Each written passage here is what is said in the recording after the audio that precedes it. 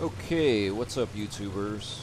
This is Herm Says Play to Win, back with another War Thunder Ground Forces Simulator Battle replay.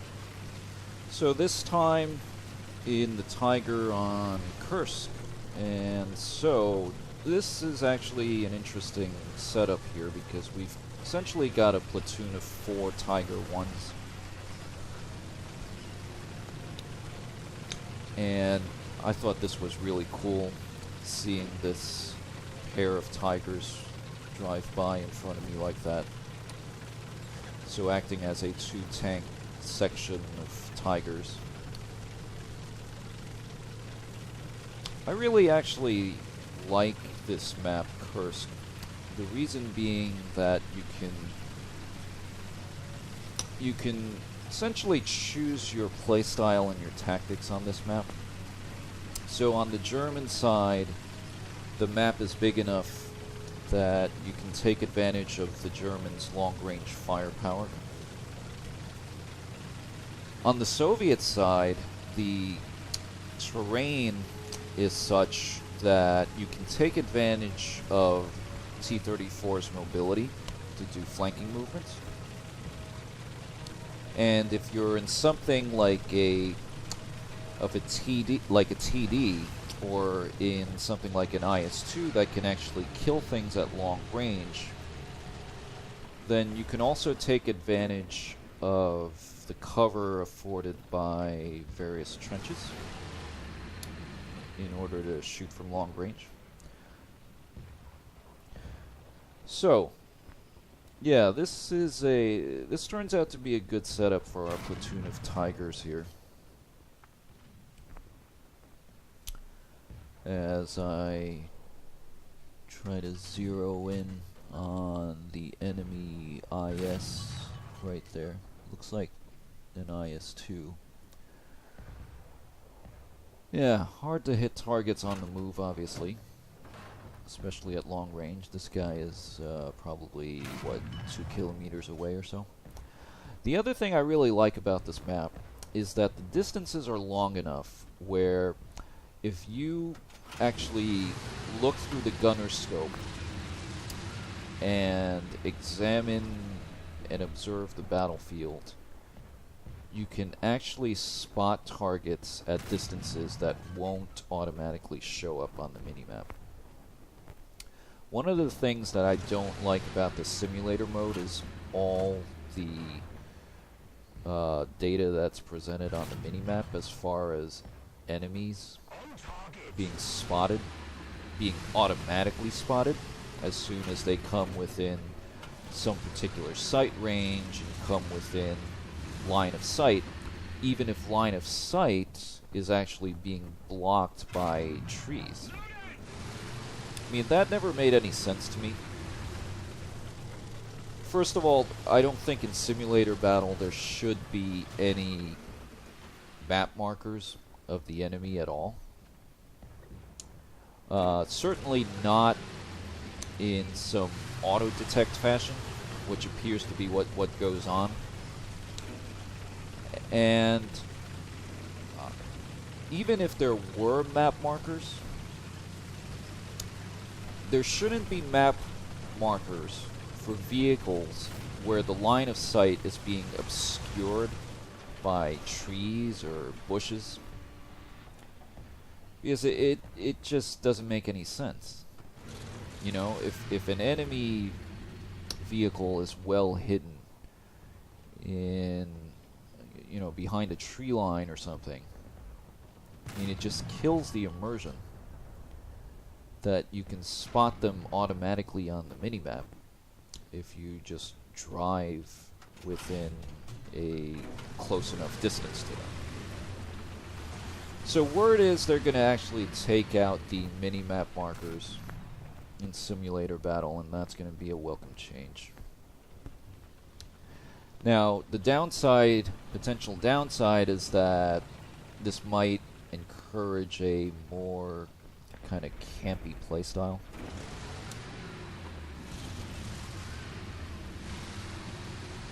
And that might be the case, but then, you know, this is supposed to be simulator battle, and if the mode wants to, if the developer actually wants this mode to live up to its billing, then it should be as real to life as possible.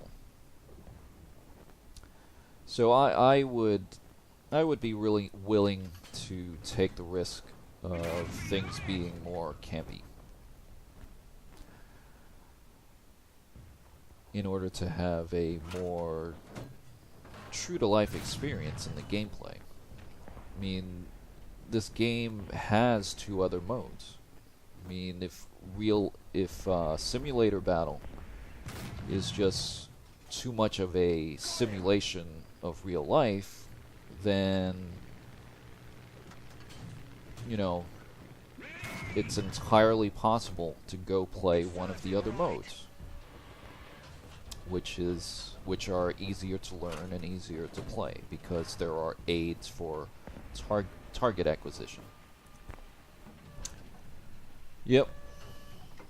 Okay, so don't know if you guys saw that on the mini-map, but the enemy IS-2 for some crazy reason decided to drive right into the midst of our AI tank formation, and he got taken out by one of the other Tigers.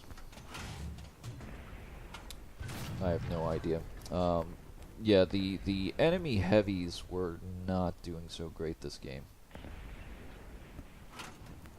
So, what else? Oh, right. So, patch 1.43 is coming up soon, apparently. So, they've released test server of this patch. So, I've not had the time and the opportunity to download the test server client and actually play the 1.43 test server myself. So I hope to find some time to do that sometime this week, hopefully. I don't really have a good sense of when they're actually going to release 1.43. One of the things I'm looking forward to with this patch, though, is that in all ground forces battles, they're doing away with multiple respawns. And that's a welcome change for me, especially for simulator battle players, I think. And I think it also goes and works to the advantage of the developers, just because it makes the balance issues of balancing the different vehicles simpler. It's because you don't need to, if you have all the vehicles spawning once, then you don't need to worry about balancing vehicles, factoring in that some vehicles are going to spawn once and some vehicles are going to spawn twice. So for example, mediums spawn twice, heavy spawn once, and that's, I guess that makes some sort of sense. What really doesn't make sense is when you have, for example, Su-122P tank destroyers on the Soviet side that spawn twice, but then the rough equivalent on the German side, the Jag Panther, gets only one spawn, and so there are balance issues there. And also in the higher tier battles, on the German side, a lot of people drive the